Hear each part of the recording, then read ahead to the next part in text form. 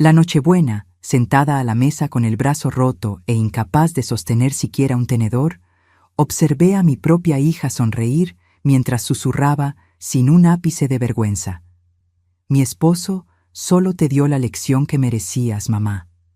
Mi yerno, a su lado, soltó una risa fría, la risa de quien cree controlar todo y a todos dentro de esa casa. Menos de una hora después, sonó el timbre. Él fue a abrir, lleno de la misma arrogancia de siempre.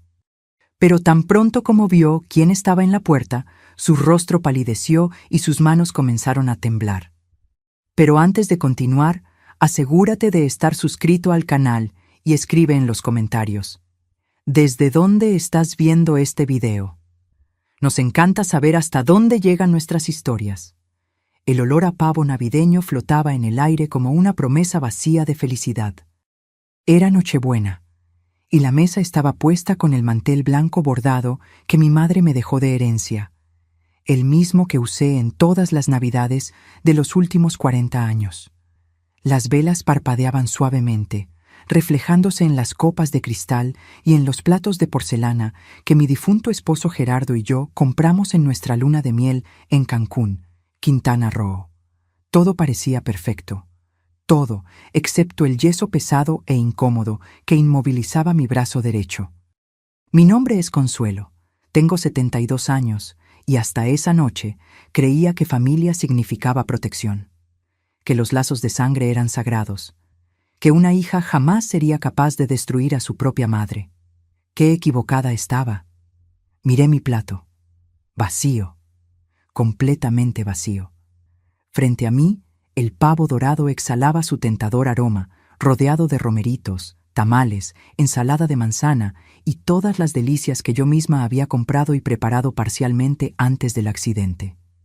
Pero no podía servirme.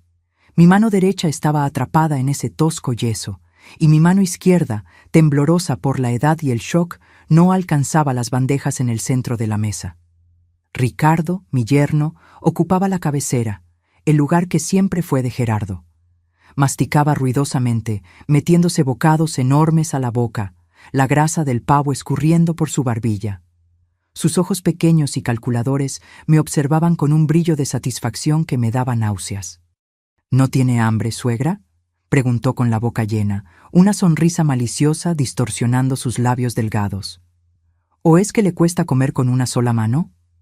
Mi hija Marcela, sentada a su lado, soltó una risita ahogada. Llevaba un vestido rojo demasiado ajustado para su edad, el cabello teñido de rubio que comenzaba a mostrar la raíz oscura. No me miraba a los ojos. No me miraba desde que todo sucedió. El accidente. Así lo llamaban. Como si mi brazo se hubiera roto solo. Como si hubiera tropezado y caído por descuido de una anciana chocha. Pero no fue un accidente. Fue hace 3 días. Ricardo había llegado a mi casa sin avisar, como siempre hacía últimamente.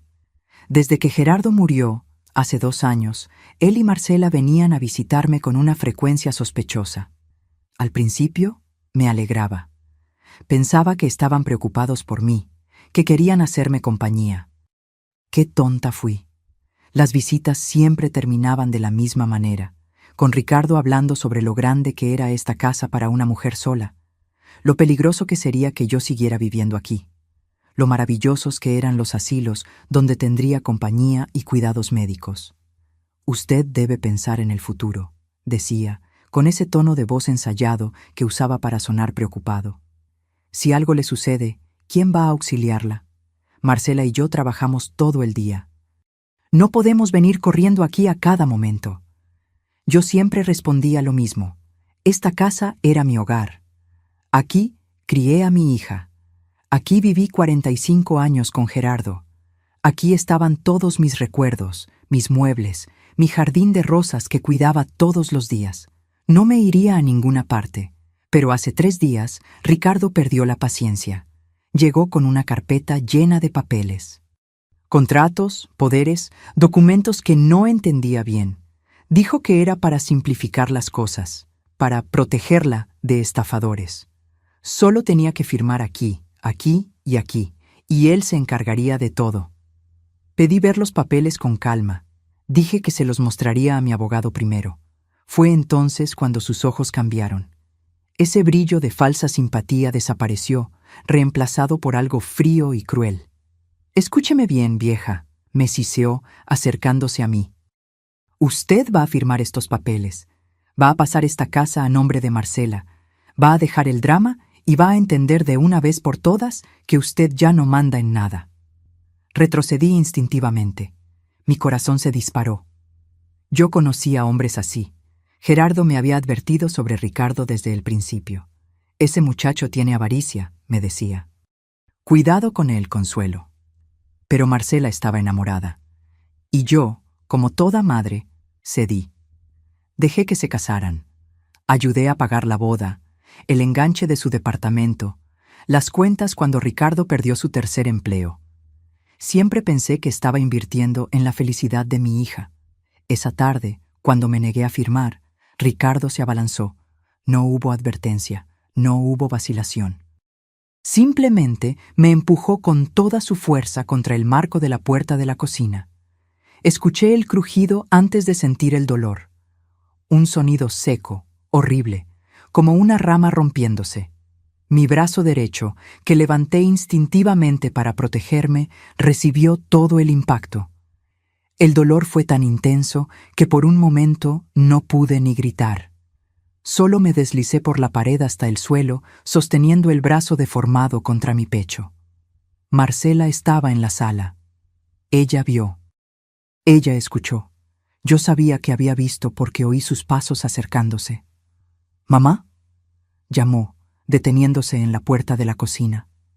Levanté los ojos hacia ella, esperando auxilio. Esperando que mi hija corriera hacia mí, me ayudara, llamara a una ambulancia. Esperando que confrontara a su esposo, que le gritara, que hiciera algo. Pero Marcela solo miró a Ricardo. Luego me miró a mí. Y entonces dijo palabras que quedarán grabadas en mi memoria hasta el día de mi muerte. «Mamá, ¿por qué no puedes simplemente cooperar?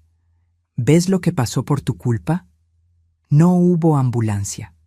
Ricardo arrancó los cables del teléfono fijo y me confiscó el celular. Dijo que me quedaría allí pensando hasta que entrara en razón. Cerró la puerta principal con llave y se llevó a Marcela. Pasé la noche en el suelo de la cocina, con el brazo roto latiendo, sin poder moverme. El dolor era tanto que perdí la conciencia algunas veces. Cuando amanecí, tenía fiebre y temblores. Fue mi vecina, doña Carmen, quien me encontró. Le extrañó no verme regando las plantas por la mañana, y vino a verificar. Forzó la puerta trasera con la ayuda de su nieto y me llevó al hospital. En la sala de urgencias conté que me había caído, que tropecé con el tapete de la cocina. Los médicos me miraron con esa expresión que decía que no me creían, pero no insistieron. Me enyesaron el brazo y me mandaron a casa. Cuando Marcela apareció en el hospital, lloró. Me abrazó pidiendo perdón, diciendo que no había entendido la gravedad de la situación, que Ricardo estaba nervioso por el trabajo, que nunca más volvería a pasar. Y yo, vieja tonta que soy, le creí. Por eso estaba allí, en Nochebuena, con el brazo roto y el plato vacío, viendo a mi yerno devorar la comida que yo había comprado, mientras mi hija fingía que nada había pasado. «Ricardo», dije, mi voz saliendo más débil de lo que me gustaría, «¿podrías pasarme un poco de pavo, por favor?» Él dejó de masticar. Me miró con esa sonrisa cruel que ya conocía bien. «Disculpe, suegra, no la escuché bien. ¿Qué dijo usted?» «El pavo», repetí, tratando de mantener la dignidad. «No alcanzo las bandejas». Ricardo intercambió una mirada con Marcela. Algún mensaje silencioso pasó entre ellos, algo que me excluía completamente. «¿Sabe cuál es el problema, doña Consuelo?», dijo él, limpiándose la boca con la servilleta de lino, la servilleta que pertenecía a mi ajuar de bodas. «Usted todavía no ha aprendido cuál es su lugar en esta casa». El silencio que siguió a las palabras de Ricardo fue tan denso que podía escuchar el tic-tac del reloj de pared en la sala. Era el reloj de péndulo que Gerardo heredó de su padre, una pieza antigua de caoba oscura que marcaba las horas con una precisión casi aterradora. Miré a mi hija esperando alguna reacción. Cualquier cosa. Una palabra en mi defensa, una mirada de desaprobación hacia su esposo, un gesto mínimo que demostrara que ella todavía era la niña que crié con tanto amor. Marcela siguió comiendo, con la cabeza baja, como si yo no existiera. «Marcela», llamé, mi voz temblando. «¿No vas a decir nada?» Ella levantó los ojos lentamente. Había algo en esa mirada que no reconocía. Una frialdad, una indiferencia calculada que me heló la sangre. «Mamá», dijo, depositando los cubiertos con un suspiro de impaciencia. «Ricardo tiene razón. Debes entender que las cosas han cambiado. Papá murió, tú estás mayor.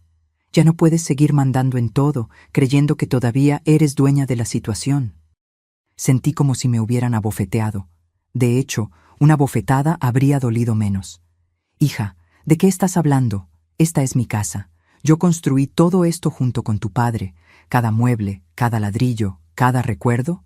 «Ese es exactamente el problema», interrumpió Ricardo, recostándose en la silla de Gerardo como si fuera el señor del castillo. «Usted vive en el pasado, se queda ahí aferrada a esas antiguallas, a esos muebles carcomidos, a esta casa que se está cayendo a pedazos. ¿Sabe cuánto cuesta mantener un inmueble de este tamaño? ¿Sabe cuánto vale este terreno?» Yo sí sabía. Sabía perfectamente. Esta casa estaba ubicada en una de las zonas de mayor plusvalía de la Ciudad de México. El terreno de 1,200 metros cuadrados valía una fortuna. Era por eso que querían tanto deshacerse de mí.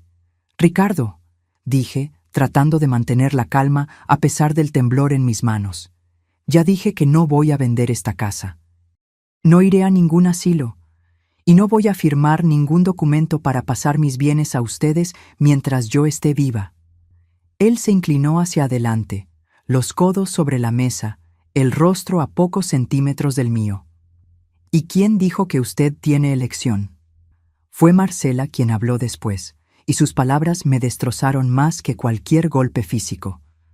«Mamá, escúchame. Ricardo tiene razón. Te estás volviendo mayor, confusa. Olvidas las cosas. Repites las mismas historias 1000 veces. Ayer mismo dejaste la estufa encendida». «Yo no dejé ninguna estufa encendida», protesté, sintiendo la indignación subir por mi garganta. «¿Lo ves?». Marcela miró a su esposo, moviendo la cabeza como si yo fuera una niña problemática. «Ni siquiera lo recuerda. Es exactamente lo que te estaba diciendo». Era mentira. Todo era mentira. Nunca había dejado la estufa encendida en mi vida. Pero me di cuenta, en ese momento, de lo que estaban haciendo. Estaban construyendo un caso, plantando semillas de duda, preparando el terreno para el siguiente paso: interdicción judicial. Eso era lo que querían. Declararían que yo era incapaz de cuidar de mí misma, de administrar mis bienes. Marcela se convertiría en mi tutora legal, y entonces podría hacer lo que quisiera con todo lo que Gerardo y yo construimos a lo largo de toda una vida. «Marcela», dije, mi voz más firme ahora, fortalecida por la rabia que comenzaba a reemplazar al miedo. «Tu padre pasó 45 años de su vida trabajando para construir todo esto. Se levantaba a las 5 de la mañana, manejaba ese camión de reparto por carreteras de terracería, cargaba cajas hasta que su espalda no pudo más. ¿Crees que él hizo todo eso para que tú lo vendas y lo gastes en las deudas de tu esposo?» Ricardo golpeó la mesa con la palma de la mano. Los platos temblaron. El vino en mi copa, intacto, se agitó peligrosamente. «Cállate, vieja», gritó. «No sabes de lo que estás hablando. Mis deudas son inversiones, negocios que van a dar frutos. Tú no entiendes nada de dinero, nunca entendiste. Te pasaste la vida entera dependiendo de tu esposo. ¿Y ahora quieres darnos lecciones?» Respiré hondo. El dolor en mi brazo latía al unísono con los latidos de mi corazón, pero no iba a llorar. No iba a darles ese gusto. «Yo sé muy bien de lo que estoy hablando, Ricardo. Sé que perdiste tu empleo hace 8 meses y no se lo contaste a Marcela. Sé que tienen 3 meses de retraso en el alquiler del departamento. Sé que debes más de 500,000 pesos en tarjetas de crédito y préstamos personales. Su rostro se puso rojo. Sus narinas se dilataron. Marcela miró a su esposo con una expresión de sorpresa que confirmó mis sospechas. Ella no sabía ni la mitad de eso. ¿De dónde sacaste esa mentira?, siseó Ricardo entre dientes. No es mentira. Se te cayó una correspondencia del banco de tu carpeta el mes pasado, cuando viniste aquí a intentar convencerme de vender la casa por primera vez. Yo la leí. Lo sé todo. Hubo un momento de silencio absoluto. Ricardo me miraba con un odio tan intenso que sentí un escalofrío recorrer mi espalda. Marcela miraba a su esposo como si lo viera por primera vez. «Ricardo», dijo ella en voz baja, «¿de qué está hablando? ¿Perdiste tu empleo?» «Cállate, Marcela», gruñó él, sin quitarme los ojos de encima. «Eso no es asunto tuyo. Yo me encargo de las finanzas, tú lo sabes». «Pero dijiste que te habían aumentado el sueldo». «Dije que te callaras». Su grito hizo que Marcela se encogiera en la silla. Vi el mismo miedo que yo sentía reflejado en los ojos de mi hija, y por un momento sentí lástima por ella. Ella también era víctima de ese hombre. Ella también estaba atrapada en una trampa de la que no sabía cómo escapar. Pero entonces, Marcela hizo algo que mató cualquier rastro de compasión que aún pudiera tener. Se giró hacia mí, los ojos duros como piedras, y dijo: «Mamá, Ricardo te dio la lección que merecías. Si hubieras cooperado desde el principio, nada de esto habría pasado. La culpa es tuya. Siempre ha sido tuya». Cerré los ojos por un momento. El dolor en mi brazo parecía insignificante al lado del dolor que esas palabras causaron en mi corazón. Mi propia hija, la niña que amamanté, que acuné en noches de fiebre, que llevé a la escuela de la mano. Esa niña estaba muerta. En su lugar había una extraña que me miraba como si yo fuera un obstáculo que debía ser removido. Cuando abrí los ojos de nuevo, algo había cambiado dentro de mí. La tristeza seguía allí, pero había sido empujada a un rincón, reemplazada por una determinación fría y calculadora. Me había pasado la vida entera cuidando de los demás, cuidando de Gerardo cuando se enfermó, cuidando de Marcela cuando era niña, adolescente, adulta, renunciando a mis sueños, a mis deseos, a mi tiempo, siempre poniendo a la familia en primer lugar. Y así me pagaban. «Tienen razón», dije, mi voz sorprendentemente tranquila. «Estoy mayor, estoy débil, ya no tengo fuerzas para luchar». Vi los ojos de Ricardo iluminarse con un brillo de victoria. Marcela se relajó visiblemente en la silla. «Finalmente está siendo razonable, doña Consuelo», dijo él, volviendo a comer como si nada hubiera pasado. «Mañana mismo podemos ir a la notaría. Lo resuelvo todo rapidísimo. Usted ni siquiera tiene que preocuparse». «Solo una cosa», dije, mirando el reloj de pared. Eran exactamente las 8 de la noche. En pocos minutos el timbre iba a sonar. Y cuando sonara, la vida de Ricardo y Marcela nunca volvería a ser la misma. Lo que no sabían, lo que nadie sabía, es que Gerardo no era solo un camionero. Gerardo era un hombre que pasó la vida entera preparándose para lo peor, que construyó una red de protección a mi alrededor sin que yo lo supiera jamás. Y esa red estaba a punto de revelarse. El tic-tac del reloj de péndulo parecía cada vez más fuerte. O tal vez era solo mi percepción agudizada por la expectativa. Yo sabía lo que estaba por venir.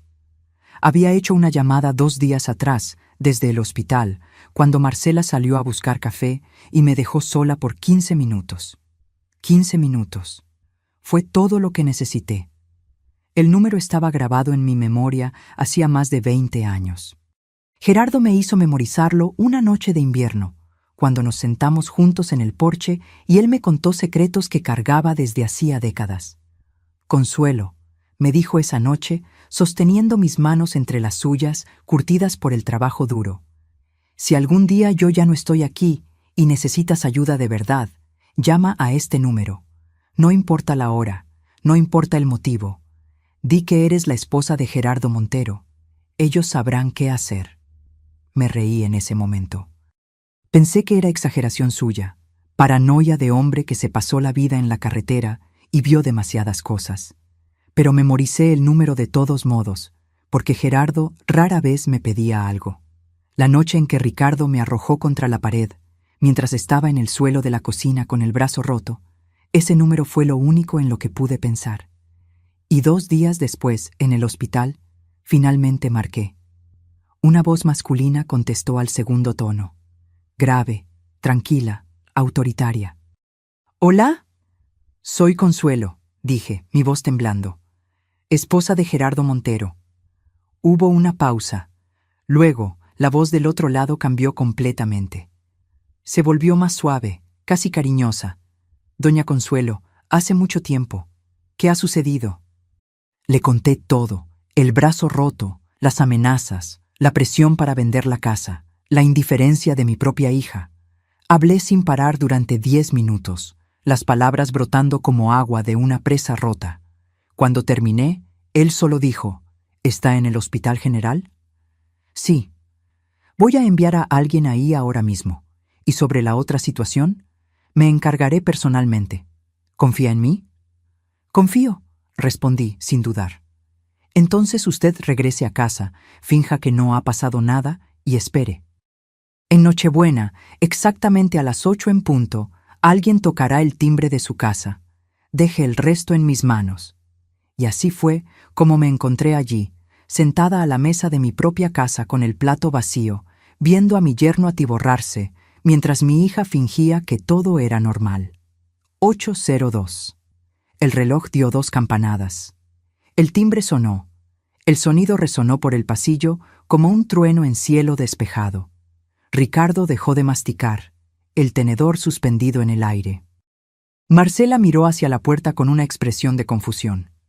«¿Quién será a estas horas?», preguntó. «No sé», dije, tratando de ocultar la ansiedad en mi voz. «Ve a abrir, Ricardo». Él me lanzó una mirada desconfiada, pero se levantó de la silla, limpiándose las manos con la servilleta.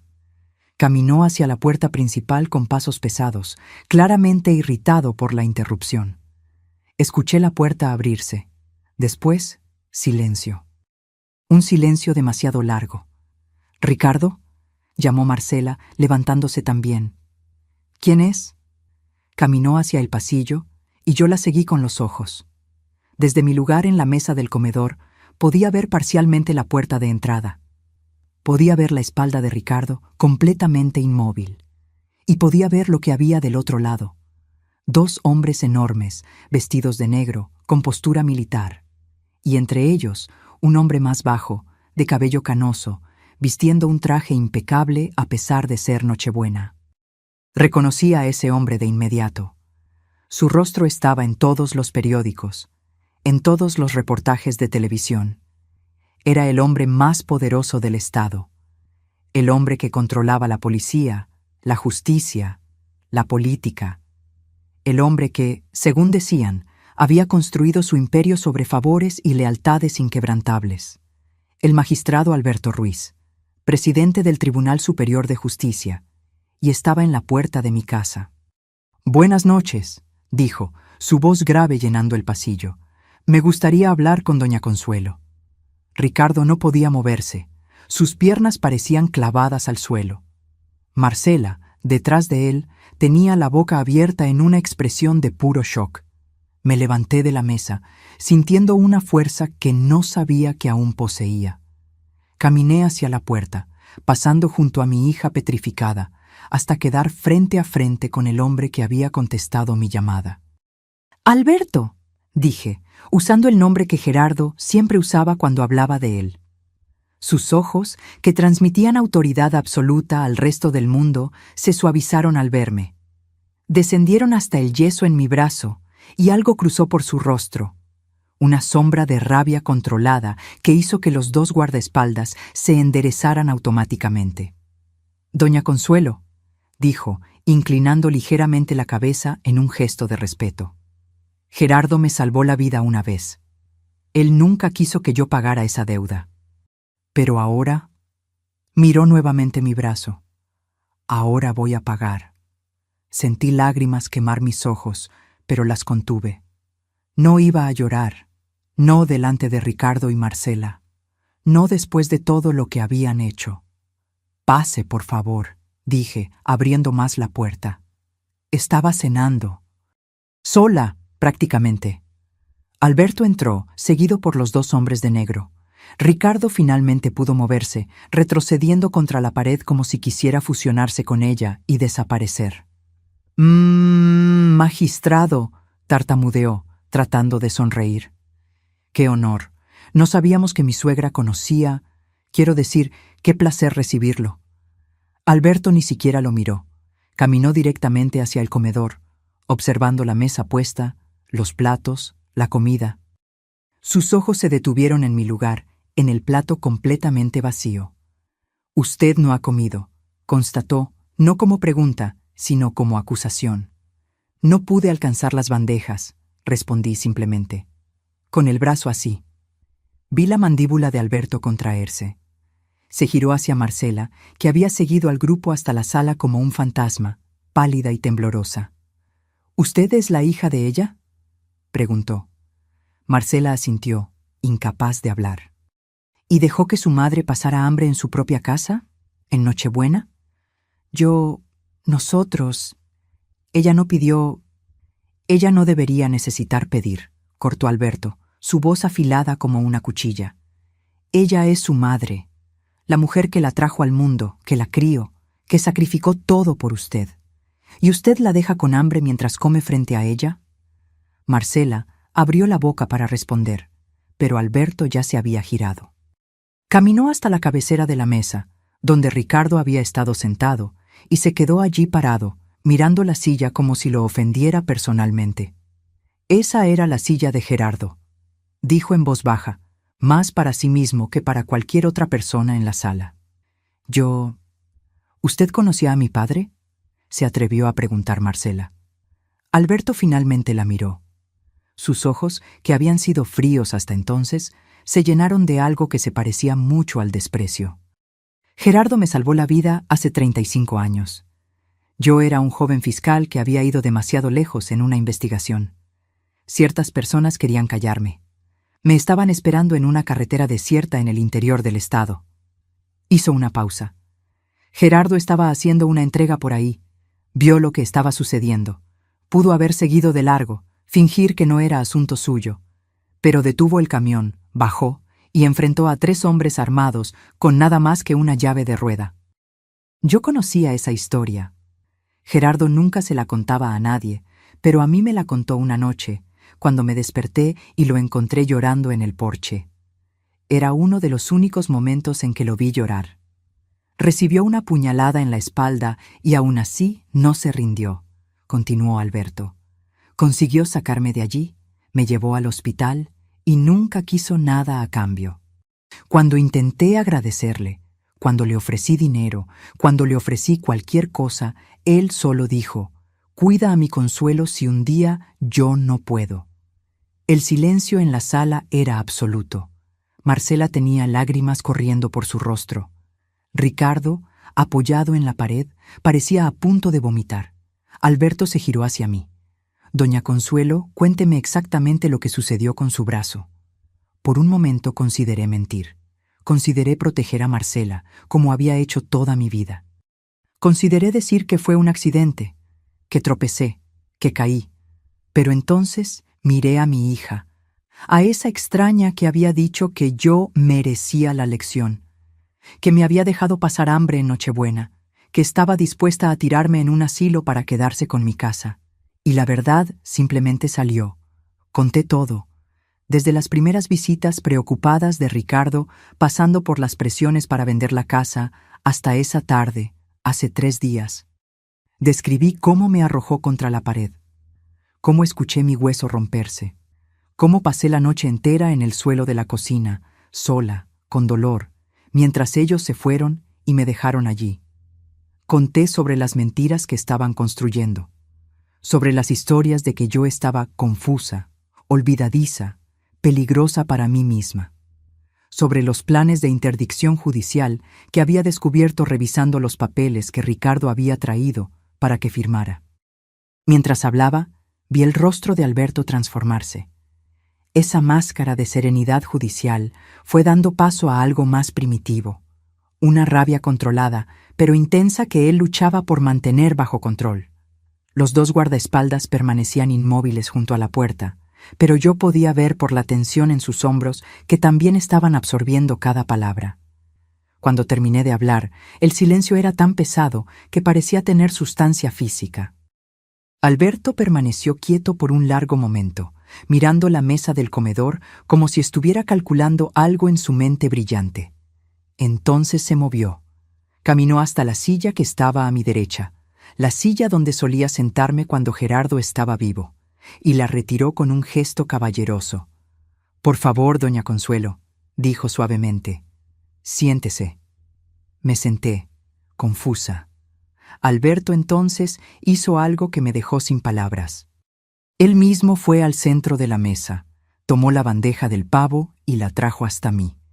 Tomó un plato limpio del aparador, cortó la carne en trozos pequeños con la precisión de quien ya lo ha hecho muchas veces, y colocó el plato delante de mí.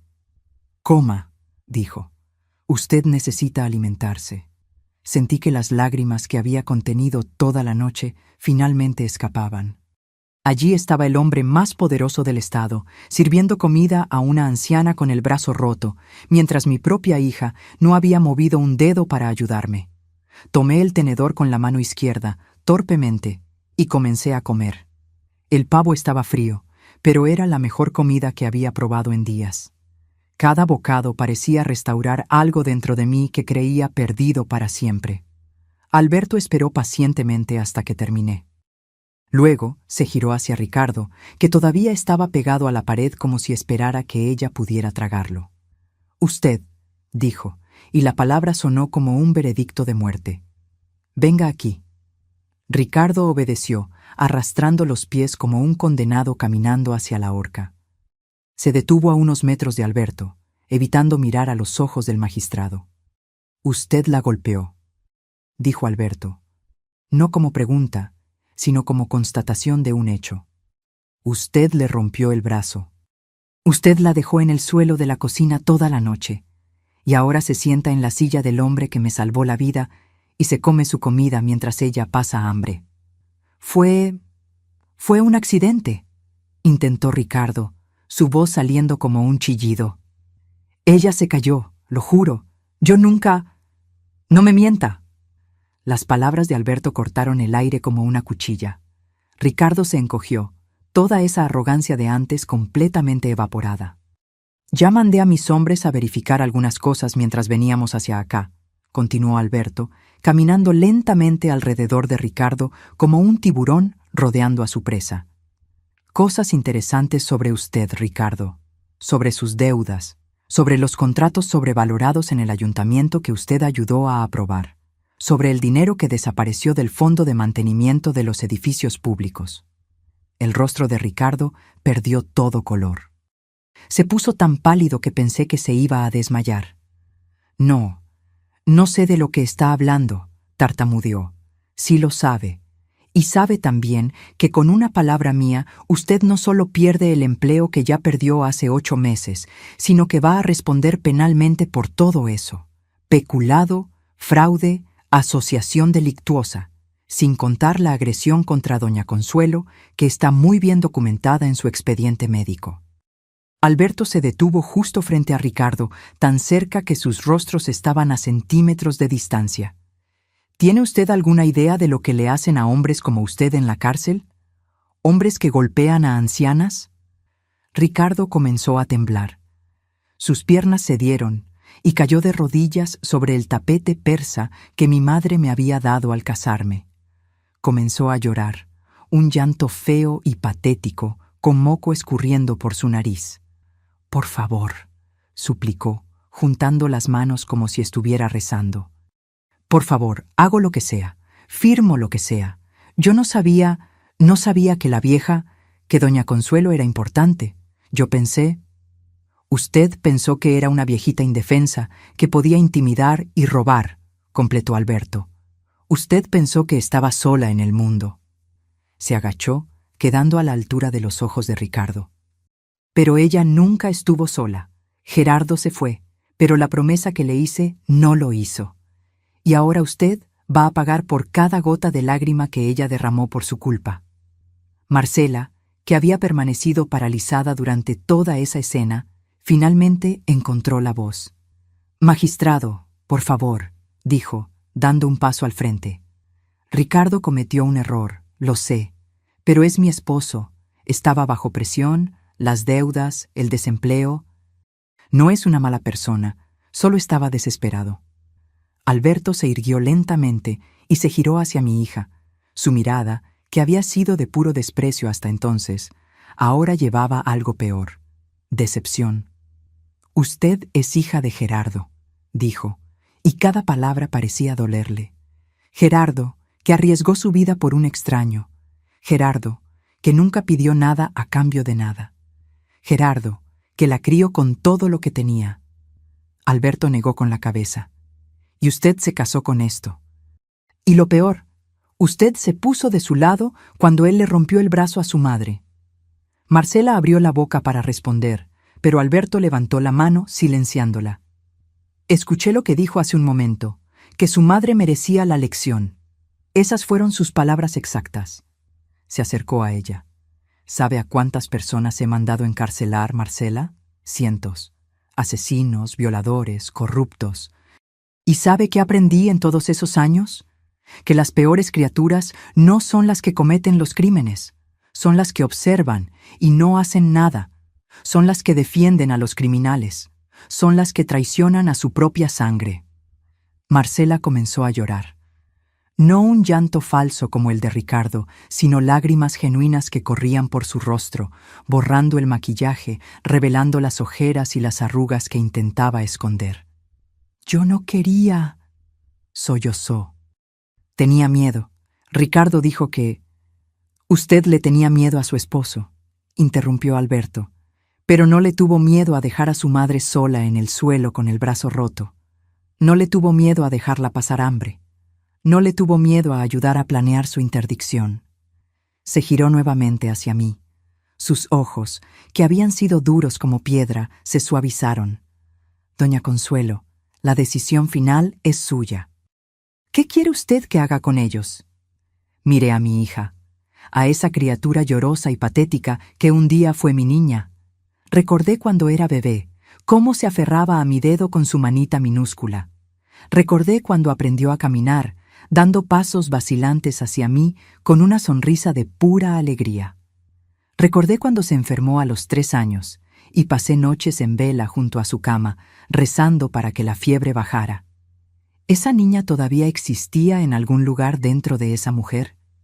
Luego miré a Ricardo, a ese hombre que había entrado en mi familia como un parásito y había destruido todo lo que tocó, que había transformado a mi hija en esa sombra miedosa, que me había roto el brazo y me había dejado morir de hambre en el suelo de mi propia cocina.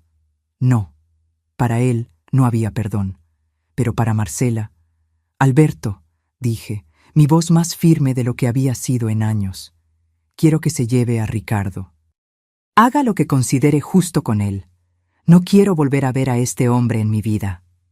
Ricardo soltó un gemido de desesperación, pero nadie se movió para ayudarlo. «¿Y en cuanto a Marcela?», preguntó Alberto. Miré a mi hija.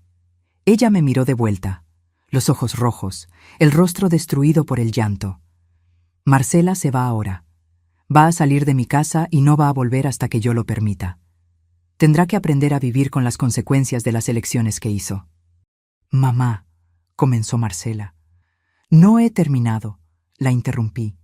«Elegiste a tu esposo en lugar de a tu madre. Viste cómo me lastimó y no hiciste nada. Dijiste que me lo merecía. Ahora vas a descubrir lo que es estar sola, sin nadie que te defienda». Marcela sollozó más fuerte, pero continué. «Pero yo no soy como tú, Marcela. Yo no abandono a mi familia. Un día, tal vez, cuando hayas aprendido lo que significa el respeto, podremos hablar. Pero ese día no es hoy». Los guardaespaldas de Alberto se movieron como sombras. En segundos, Ricardo estaba de pie, inmovilizado por manos que parecían de hierro. Intentó forcejear. Gritó que conocía sus derechos, que aquello era ilegal, que iba a demandar a todos. Alberto ni siquiera se dignó a responder. Solo hizo un gesto con la cabeza, y los hombres arrastraron a Ricardo fuera de la sala. Escuché sus gritos resonando por el pasillo, luego por el porche, y finalmente perdiéndose en la noche cuando una puerta de coche se cerró. Marcela se quedó allí, parada en medio de mi comedor, como una estatua de sal. Me miraba con una expresión que nunca había visto en su rostro antes. No era rabia ni desafío, era algo más profundo. Era el tardío reconocimiento de que había perdido algo precioso, algo que tal vez nunca podría recuperar. «Mamá», dijo, la voz tan débil que apenas podía escucharla. «Perdóname, por favor». Cerré los ojos por un momento. ¿Cuántas veces había soñado con escuchar esas palabras? ¿Cuántas noches había pasado despierta, imaginando el momento en que Marcela finalmente vería la verdad? Pero ahora que el momento había llegado, sentía solo cansancio. Un cansancio profundo, que iba más allá de los huesos, más allá del dolor en mi brazo roto.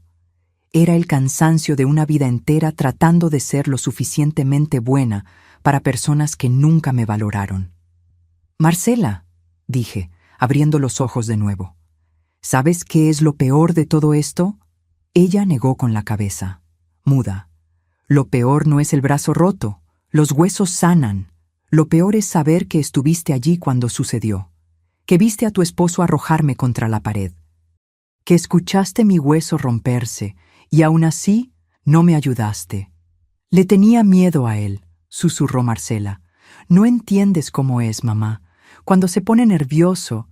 «Yo entiendo perfectamente», la interrumpí. «Entiendo que elegiste tu miedo en lugar de a mí. Entiendo que cuando llegó el momento de decidir, decidiste protegerte. ¿Y sabes algo? Eso incluso podría perdonarlo. El miedo es algo poderoso». Hice una pausa, dejando que las palabras se asentaran. «Lo que no puedo perdonar es lo que dijiste después. Que me lo merecía, que fue una lección. Eso no fue miedo, Marcela. Eso fue crueldad». Marcela comenzó a sollozar de nuevo, el cuerpo entero temblando. Cayó de rodillas en el mismo lugar donde Ricardo había suplicado minutos antes. «No quise decir eso», lloró. «Estaba repitiendo lo que Ricardo siempre decía.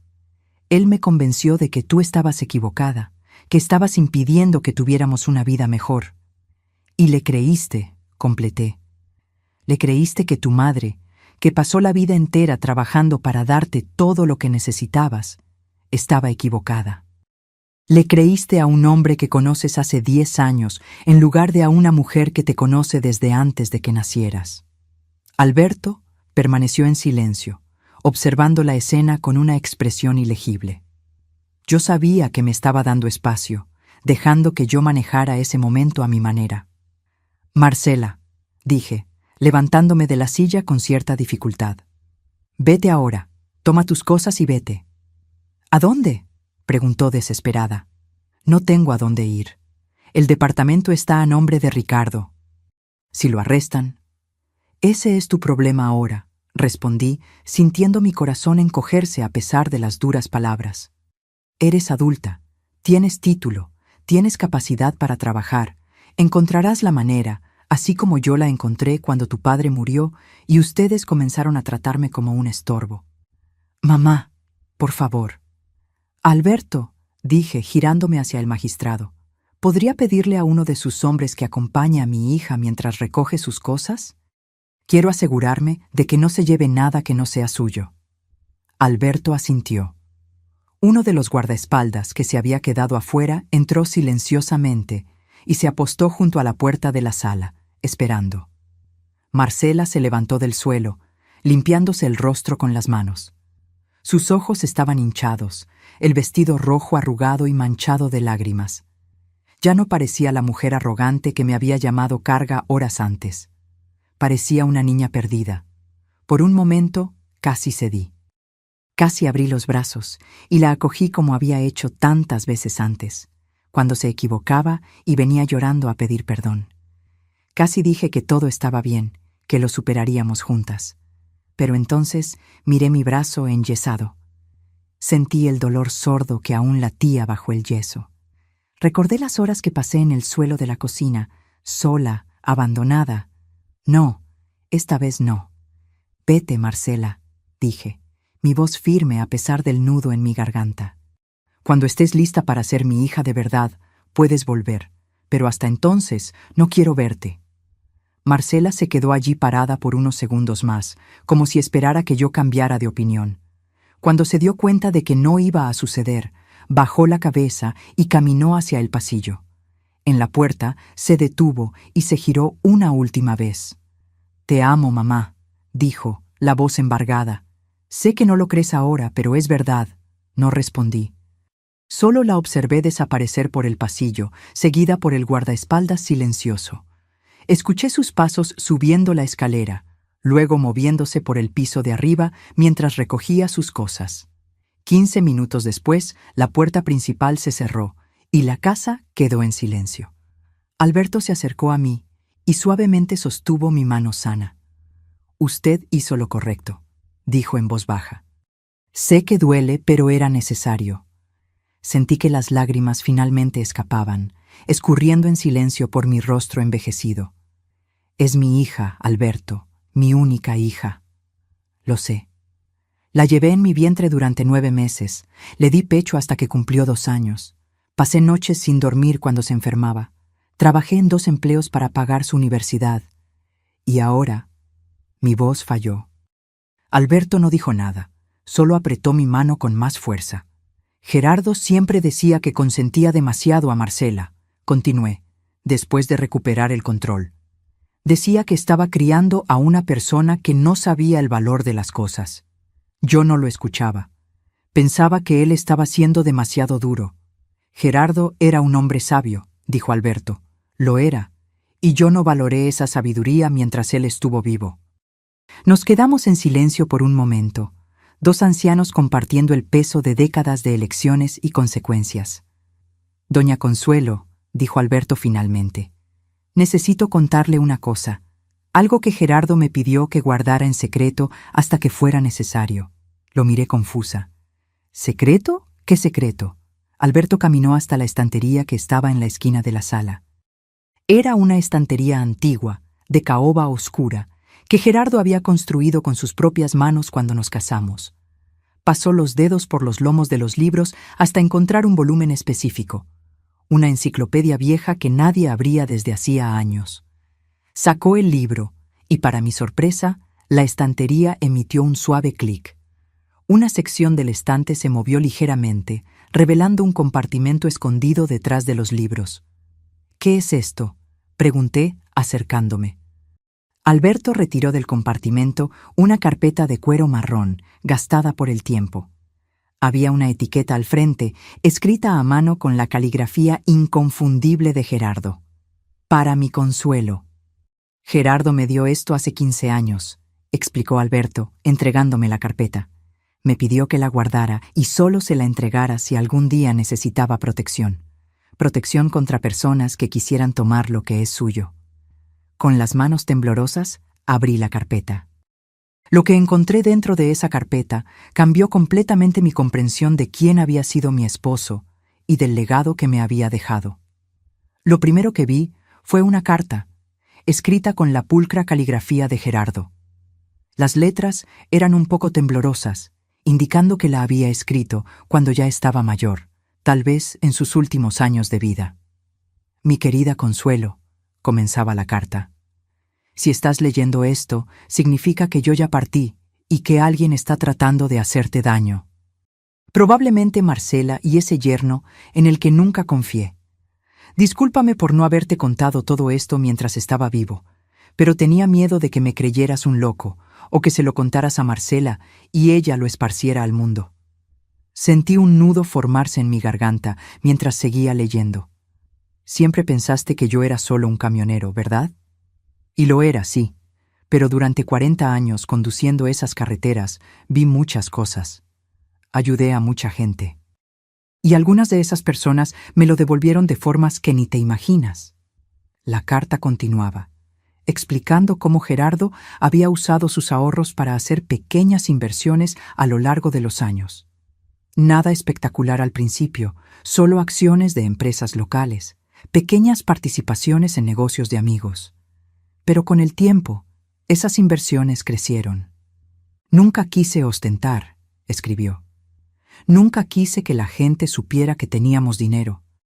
He visto a muchas familias ser destruidas a causa de la herencia, Consuelo. Vi a hermanos pelear, a hijos demandar a sus padres, a matrimonios terminar. Yo no quería eso para nosotros. Pasé a los documentos que acompañaban la carta. Estados de cuenta bancarios, escrituras, certificados de acciones. Los números bailaban ante mis ojos, pero incluso con mi visión borrosa por las lágrimas, podía entender lo esencial. Gerardo me había dejado una fortuna. No solo esta casa, que yo sabía que valía bastante por el terreno, sino también un departamento en el centro de la ciudad, alquilado a un bufete de abogados, un pequeño rancho en el interior, arrendado para el cultivo de soya, participaciones en 3 empresas diferentes, y cuentas bancarias que sumaban una cantidad que me hizo sentarme abruptamente en la silla más cercana. ¿Cómo?, susurré, incapaz de formar una frase completa. ¿Cómo es que yo no sabía nada de esto? Gerardo era un hombre muy discreto, respondió Alberto, sentándose en la silla a mi lado. Administraba todo a través de apoderados y empresas intermediarias. Nunca quiso aparecer como propiedad suya directamente. ¿Pero por qué? ¿Por qué ocultarme esto? Alberto dudó antes de responder. Porque él conocía a su hija, doña Consuelo, y él conocía a su yerno. Sabía que, si Marcela descubría que ustedes tenían dinero, lo querría. Y si lo quería, la presionaría a usted, y usted, con el corazón blando que tiene, terminaría cediendo. Esas palabras dolieron, pero sabía que eran verdad. ¿Cuántas veces le había dado dinero a Marcela solo porque me lo pedía? ¿Cuántas veces le había pagado cuentas? Le había prestado sin esperar que me lo devolviera, la había ayudado en emergencias que luego descubría que eran lujos innecesarios. Si hubiera sabido que tenía todo esto, probablemente ya le habría dado la mitad.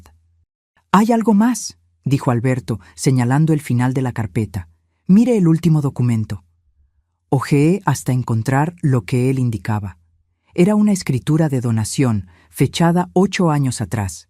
La escritura transfería esta casa, la casa donde yo vivía, a una fundación benéfica vinculada al Hospital General.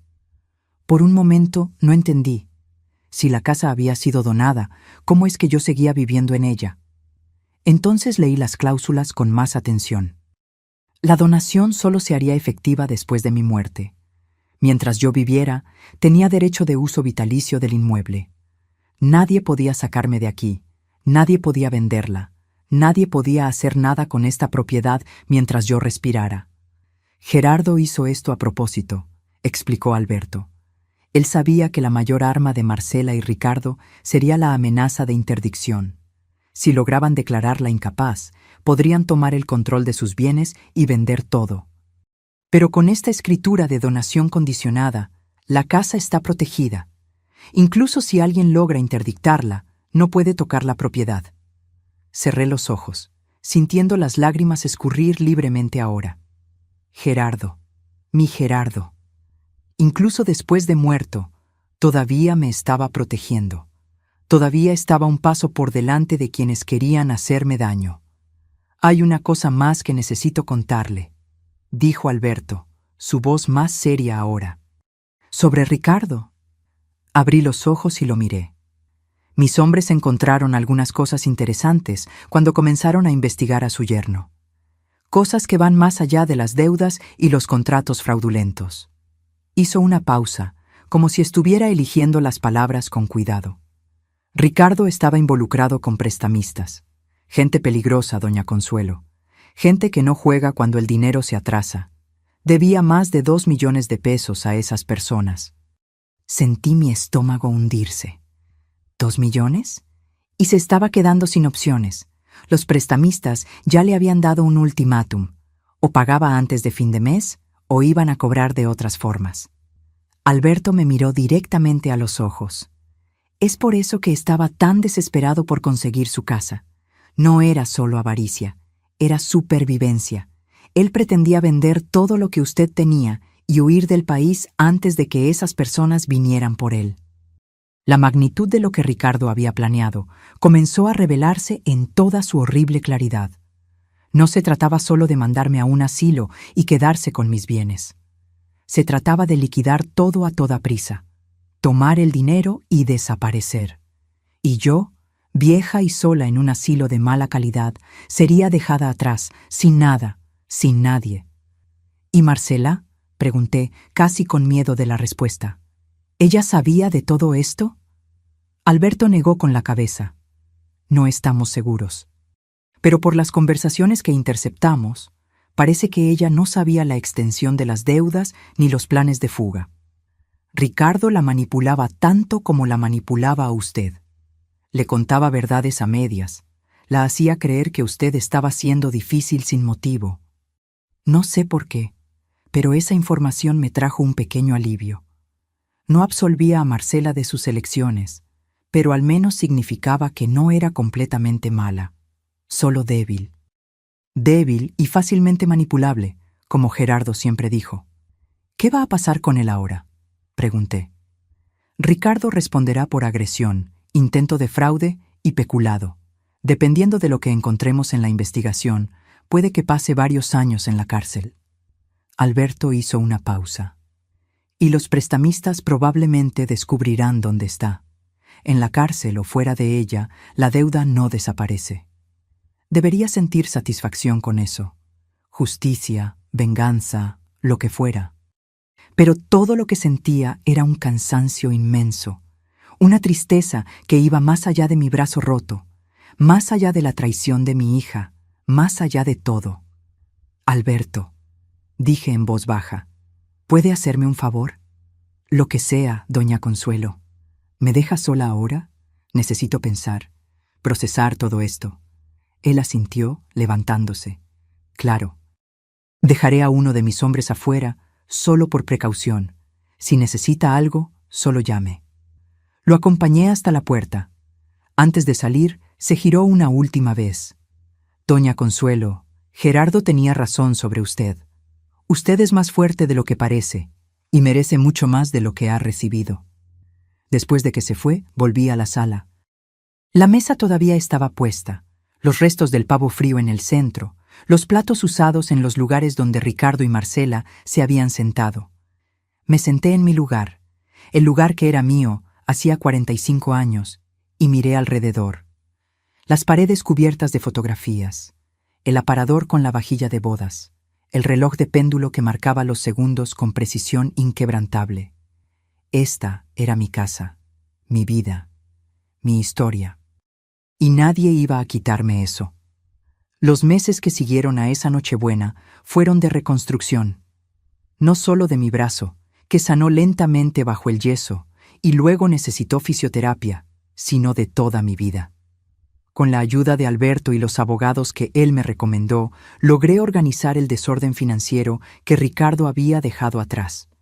Descubrí que había intentado obtener préstamos usando mi nombre como aval, pero como los documentos nunca fueron firmados por mí de verdad, logramos anular todo.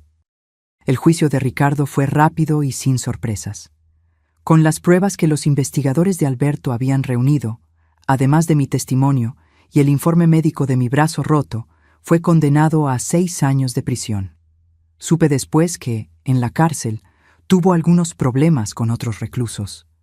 Parece que los prestamistas tenían brazos largos, incluso tras las rejas. No sentí lástima. Tal vez debería, pero no podía. Ese hombre me había lastimado de formas que iban mucho más allá del brazo roto. Me había hecho dudar del amor de mi propia hija. Había transformado mi casa en un campo de batalla. Me había hecho sentir, por primera vez en la vida, que yo era un estorbo, una carga, una inconveniencia. En cuanto a Marcela, las cosas fueron más complicadas. En los primeros meses, intentó contactarme varias veces. Llamaba al teléfono fijo, que yo dejaba en el buzón de voz. Enviaba cartas, que yo leía pero no respondía. Apareció en la puerta de casa 2 veces, pero no abrí. No fue fácil. Cada vez que escuchaba su voz en el contestador automático, Cada vez que reconocía la caligrafía en el sobre, mi corazón se encogía. Era mi hija, mi única hija. El instinto de madre me gritaba que perdonara, que abriera los brazos, que fingiera que nada había pasado. Pero no podía, todavía no, porque perdonar sin que ella entendiera de verdad lo que había hecho sería simplemente repetir el ciclo. Sería ponerme nuevamente en la posición de tapete, de persona que acepta cualquier cosa a cambio de migajas de afecto. Y yo ya había hecho eso por demasiado tiempo. El cambio comenzó a suceder después de unos 5 meses. Los mensajes de Marcela fueron cambiando de tono. Al principio estaban llenos de disculpas vacías y justificaciones. Estaba confundida. Ricardo me manipuló. Tú no entiendes la presión que estaba sintiendo. Siempre echando la culpa a alguna cosa externa, nunca asumiendo verdaderamente la responsabilidad. Pero poco a poco, los mensajes se fueron volviendo diferentes. Una carta en particular me marcó. Llegó un día de lluvia, casi 6 meses después de esa Nochebuena. Yo estaba en el porche, tomando café y mirando el jardín de rosas que Gerardo había plantado, cuando doña Carmen, mi vecina, me trajo el sobre.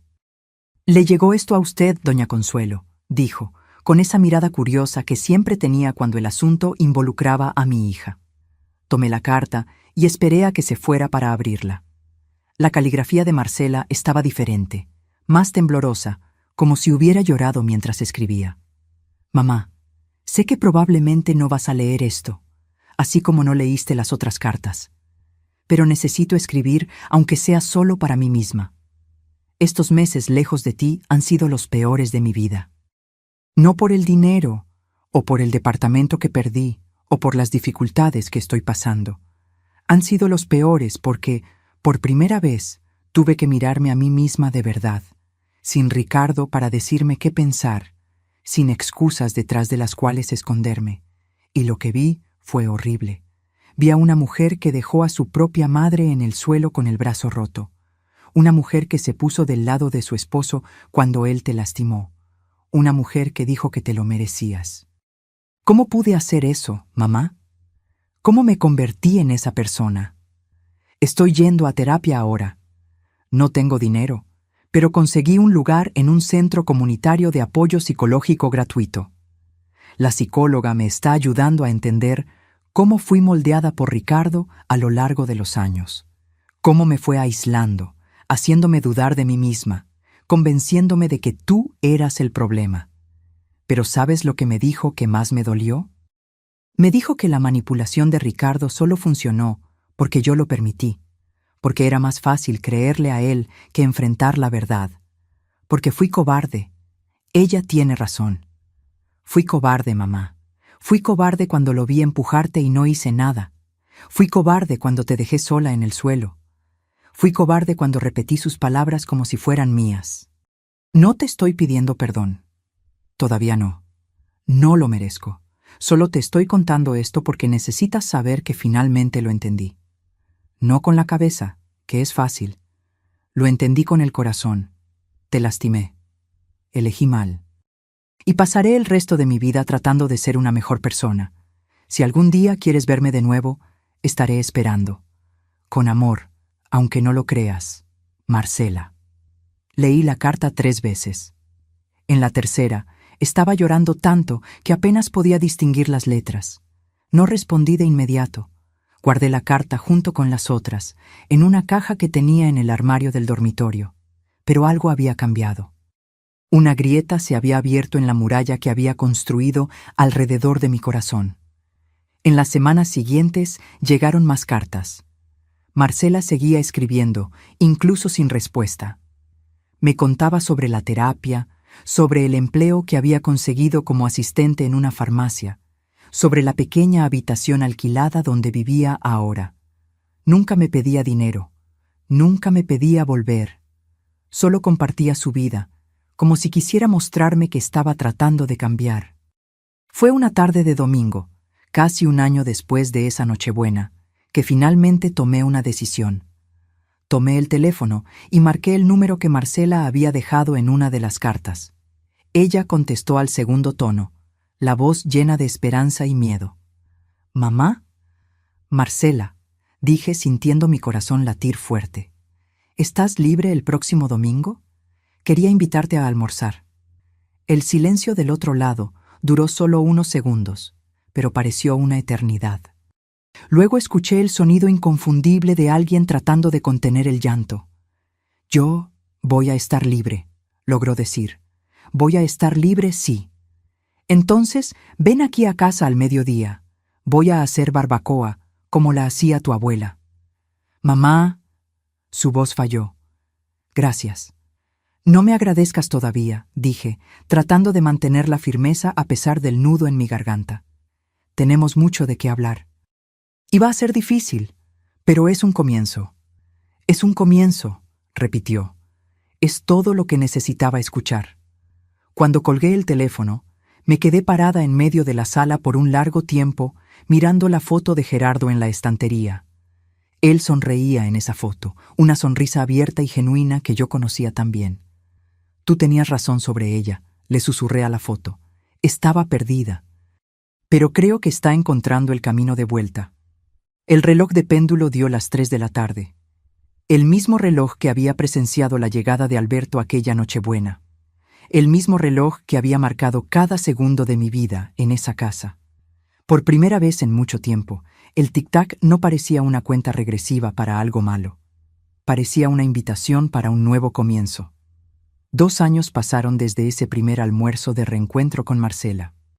2 años de conversaciones difíciles, de lágrimas, de rabia antigua siendo finalmente liberada. 2 años de reconstrucción lenta y cuidadosa de una relación que casi fue destruida para siempre. No fue fácil. Hubo momentos en que quise rendirme, en que el rencor regresaba con toda su fuerza y me preguntaba si realmente valía la pena intentarlo. Hubo discusiones, silencios incómodos, domingos en que una de nosotras se iba antes de que terminara el almuerzo. Pero también hubo progresos. Pequeños al principio, luego cada vez mayores. Marcela me demostró que estaba cambiando de verdad. Continuó en terapia, incluso cuando consiguió un mejor empleo y podría haberse detenido. Nunca más me pidió dinero, incluso cuando le ofrecí ayuda. Nunca más intentó decirme qué hacer con mi vida o mi casa. Y lo más importante, comenzó a verme. No como un obstáculo, no como una fuente de recursos, sino como una persona, como su madre. Hoy es Navidad de nuevo. La mesa está puesta con el mismo mantel blanco bordado, los mismos platos de porcelana, las mismas velas que enciendo cada año. El pavo está en el centro, dorado y aromático, rodeado de todas las delicias que forman parte de nuestra tradición familiar. Pero muchas cosas han cambiado. Marcela está sentada a mi izquierda, ayudando a servir los platos. Lleva un vestido sencillo, azul marino, y tiene el cabello natural ahora, sin teñir. Está más delgada, más madura, con algunas arrugas alrededor de los ojos que no estaban allí hace 2 años. Arrugas de preocupación, de lucha, de crecimiento. A su lado está Miguel, un hombre tranquilo y gentil que conoció en la iglesia a la que comenzó a asistir. Es viudo, tiene 2 hijos adolescentes y mira a Marcela como si fuera lo más precioso del mundo. No el brillo de posesión que yo veía en los ojos de Ricardo, sino el brillo de respeto genuino. Alberto también está aquí, sentado en el lugar que era de Gerardo. Viene a visitarme regularmente ahora, y nuestra amistad se ha profundizado a lo largo de estos 2 años. No es romance, nada de eso. Somos solo 2 ancianos que comparten historias y recuerdos de personas que amaron. ¿Y yo? Estoy sentada en mi silla de siempre, con mis 2 manos funcionando perfectamente. El brazo sanó completamente, dejando solo una pequeña cicatriz en el lugar donde el hueso se fracturó. Una cicatriz que me recuerda todos los días lo que pasó, pero también lo que sobreviví. Miro alrededor de la mesa y siento algo que pensé que nunca más sentiría en esta casa. Paz. «Mamá», dice Marcela, interrumpiendo mis pensamientos. «¿Puedo hacer un brindis?» Asiento, levantando mi copa de jugo de uva. Alberto y Miguel hacen lo mismo. Marcela se levanta, sosteniendo su copa con una mano ligeramente temblorosa. Sus ojos encuentran los míos, y veo en ellos algo que había desaparecido por mucho tiempo. Amor genuino, sin interés, sin cálculo. Quiero agradecer, comienza, la voz embargada. Agradecer a mi madre por haberme dado una segunda oportunidad, por no haberse rendido conmigo, incluso cuando me lo merecía, por haberme mostrado que el amor de verdad incluye límites. Hace una pausa, tragándose el nudo en la garganta. Hace 2 años, casi destruyo a la persona más importante de mi vida. Casi pierdo a mi madre porque fui débil, porque fui cobarde, porque dejé que un mal hombre me convenciera de que ella era el problema. He cargado ese peso todos los días desde entonces, y seguiré cargándolo, porque eso es lo que me recuerda que nunca más debo cometer el mismo error. Una lágrima se desliza por su rostro, pero ella no deja de hablar. Mamá, me enseñaste la lección más importante de mi vida. Me enseñaste que se cosecha lo que se siembra. Que las elecciones tienen consecuencias, y que pedir perdón no es suficiente. Tenemos que demostrar con acciones que cambiamos. Ella levanta la copa. Así que este brindis es por ti, mamá. Por tu fuerza, por tu valentía, por tu capacidad de amar incluso después de haber sido tan lastimada. Te amo, y pasaré el resto de mi vida tratando de merecer ese amor. Todos levantamos las copas. El tintineo del cristal resuena en la sala, mezclándose con el tic-tac familiar del reloj de péndulo. Después del brindis, Marcela viene hacia mí y me abraza. Un abrazo fuerte, como no me daba desde que era niña. Siento sus lágrimas mojar mi hombro, y las mías mojar el de ella. Te perdono, le susurro al oído. De verdad, completamente. Ella solloza más fuerte, aferrándose a mí como si yo fuera su ancla.